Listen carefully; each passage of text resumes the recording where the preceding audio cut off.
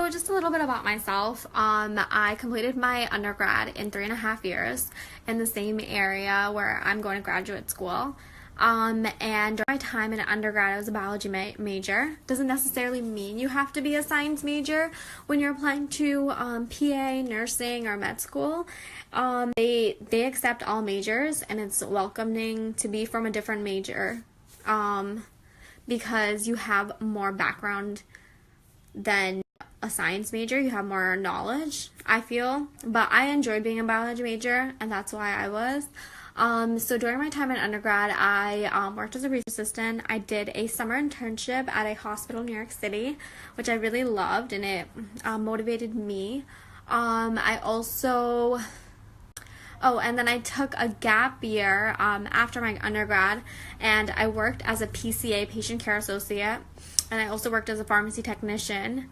I chose NCPHS because I actually had a connection there with my undergrad program in the Worcester area, and it fit a lot of. I chose NCPHS because I actually had a connection there with my undergrad program in the Worcester area, and it fit a lot of my requirements. And since I graduated in 3.5 years, I really want to get started and find a program and then take some time off and and just relax before I start PA school.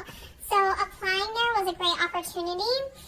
However, I did apply a little late. I applied in January when the CASPA application actually starts in April or May.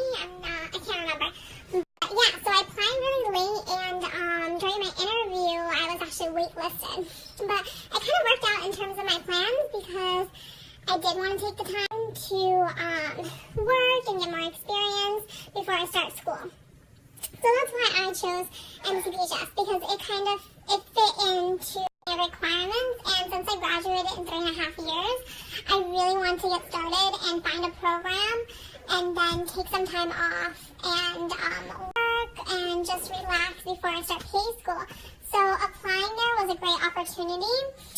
However, I did apply a little late. I applied in January when the CASPA application actually starts in April or May. I can't remember. But yeah, so I applied really late, and during my interview, I was actually waitlisted. But it kind of worked out in terms of my plans because I did want to take the time to work and get more experience before I start school. So that's why I chose NCPHS, because it fit into. What I want to talk about is that I'm actually on a leave of absence from the program, and actually during my summer semester, after completing my first semester, during my summer semester, I felt very, very burned out, and I was very stressed, and it wasn't doing well for me, and it was starting to affect my grades a lot. And so I decided to take a leave of absence. And so during this time right now, I'm actually working on obtaining mindfulness, which is something that is very important for all of us to learn, whether we're in school or we're just taking some time off or we're actually in the work field. So it's really important, and it's something that we need to do in order to calm our minds, and that's something I'm learning right now.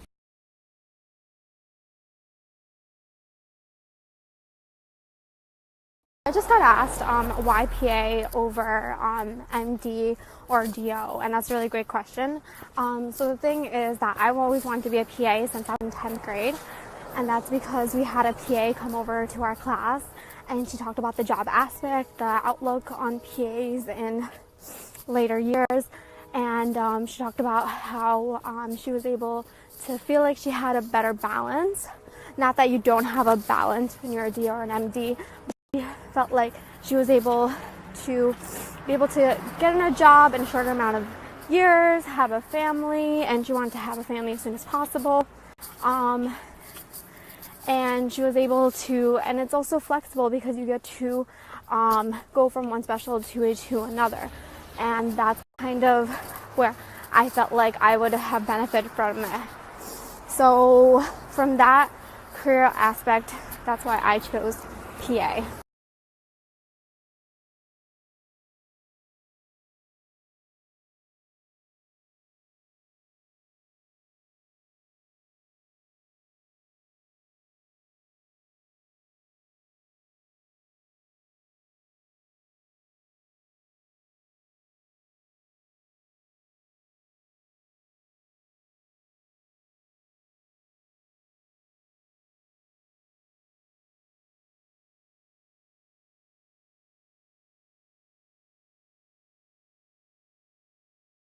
Hi, sorry, so I got a little busy later in the afternoon. So someone had asked me if I had applied to any other schools, and I believe when I was applying to MCPHS, I had applied to Drexel University, Philadelphia University, I had applied to Arcadia, I had applied to Stony Brook University.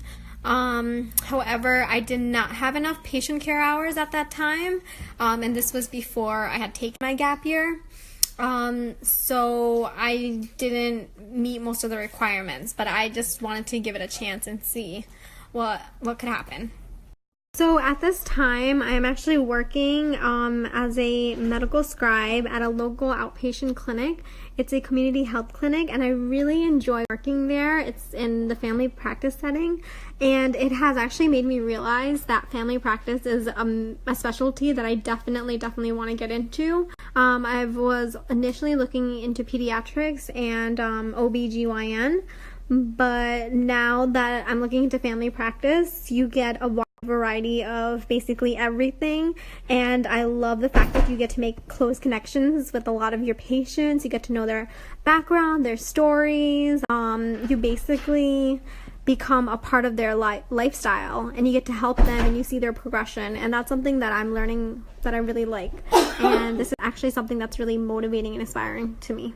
One tip: if you are a little unsure about whether or not you want to do NP, DO, MD, PA, I would definitely advise you to job shadow and look into the field, talk to people who are in that particular field, see why they became interested, and see if this relates to your personality, because at the end of the day, the education that you get into means that this is the job you'll be doing for the rest of your life, and sometimes you have to weigh out the benefits versus your interest and what fits your personality the most. So definitely talk to people, and this would also be a great way to engage and make connections, and that's a really important thing wherever you go. So I just got a question about interview tips, and from my experience, all interview settings are different. Some are group-based, some are individual-based. My interview at MCPHS was interview-based. So the way it worked is that in the beginning, they would bring in a group of students. They would have all of us sit and take an exam for about half an hour to an hour, I believe. And it was pretty much just a writing prompt.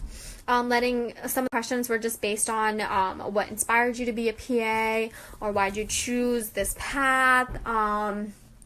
And I believe some of the questions were varied among students a little. And then afterward, they gave us a tour of the area, just the classroom settings and lab settings.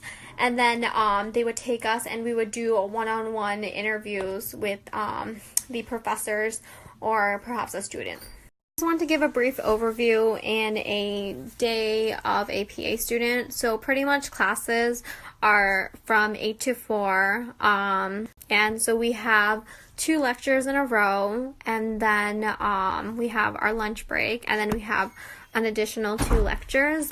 So the start of the semester, it is clinical medicine, and we have healthcare issues, we have anatomy lab that is separated into 2 parts, and we also have patient assessment, and that is we have once a week we have a lab for that, where they kind of give you a bit of a clinical overview of what's going on, and they allow you to think of scenarios. The professors pretty much think of scenarios, and you kind of have to learn to address what's going on. And pathophysiology is another class.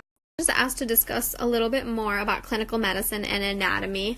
So the way that anatomy is set up in the Worcester and Manchester campuses is that there is no cadaver lab, but some programs do have a cadaver lab, which is really nice because you get to visualize what you're learning. But even if they don't, it's fine because you're not missing out on much. There are other resources. It's just everyone has a different way of learning something. So definitely look into that. So anatomy, yes, we have a lecture for an hour, and then we do have a lab where groups have to present a certain type of disease based on the anatomy that we are speaking about. Clinical medicine is lectures 3 times a week, and it is mostly based on the PANCE questions that you'll be receiving. So definitely look into the PANCE pearls. That's what I was trying to say.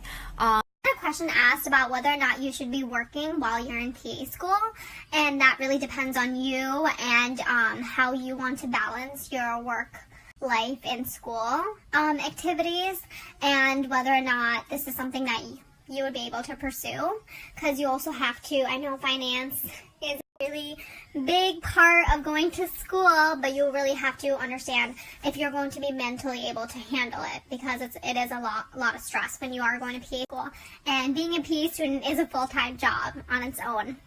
But I do know some classmates who have per diem shifts, who are also work once a week, and they're doing really well in the classes, and they enjoy that they're able to go out and kind of, have a feel of what life is like without PA school. So it all depends on you. For me, I may continue working.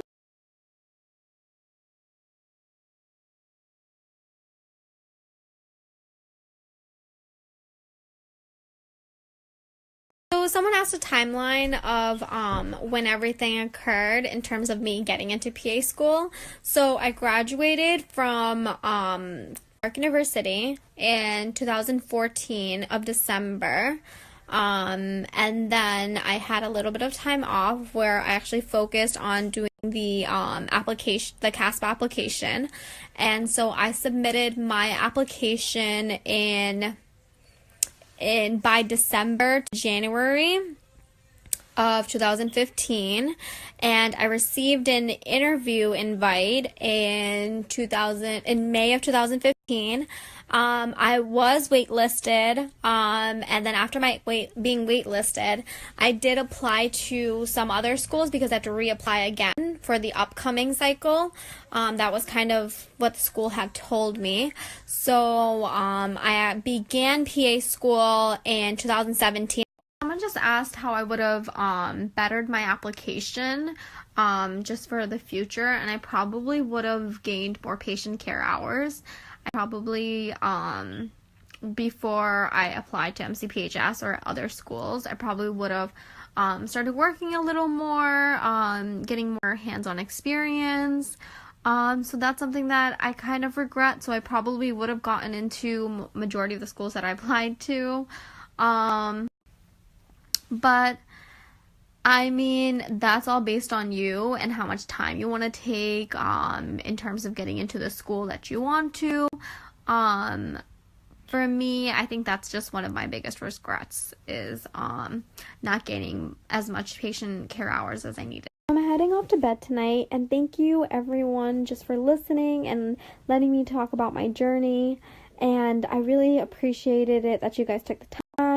I hope I was of any help to you guys. Please message me on my Instagram account of PA Dreamer. I really appreciated it. And just know that this is going to be a very difficult and hard journey. But it is important to keep yourself healthy in the process and to focus on what is in the moment right now. And that's really important, and that's something that you have to appreciate and take into consideration. But know that you made it this far, and you have to continue on your path, and don't let anyone stop you or anything stop you. Okay, good luck, and wish you all the best. Bye.